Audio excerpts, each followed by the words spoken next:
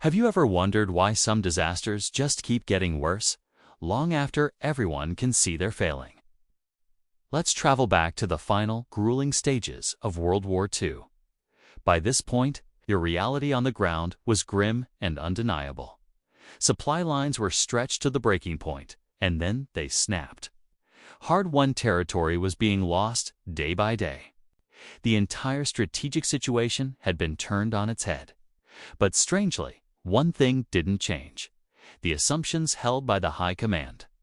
The assumptions, born in earlier, more hopeful times, remained stubbornly in place. In briefing rooms and headquarters, commanders stopped debating possible outcomes.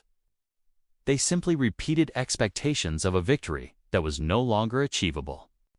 These orders were then passed down the chain of command, and no one dared to challenge them.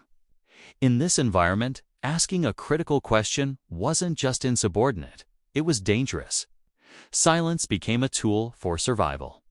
So, the machinery of war churned on, fueled by denial. New plans were drawn up and executed, even as a mountain of evidence showed they were futile. Precious, scarce resources were committed to objectives that could no longer make a difference. And most tragically, men were sent forward to fight and fall, knowing deep down that their sacrifice would change nothing. This wasn't a matter of ignorance. The soldiers on the front lines knew the truth. This was a crisis of obedience. The war didn't continue for those last agonizing months because the leaders genuinely believed in a miraculous victory. It continued because the system they had created made it impossible for anyone to say aloud what everyone was thinking. That victory was impossible. The core assumption of eventual success survived not because it was true, but because it was protected from any and all questions.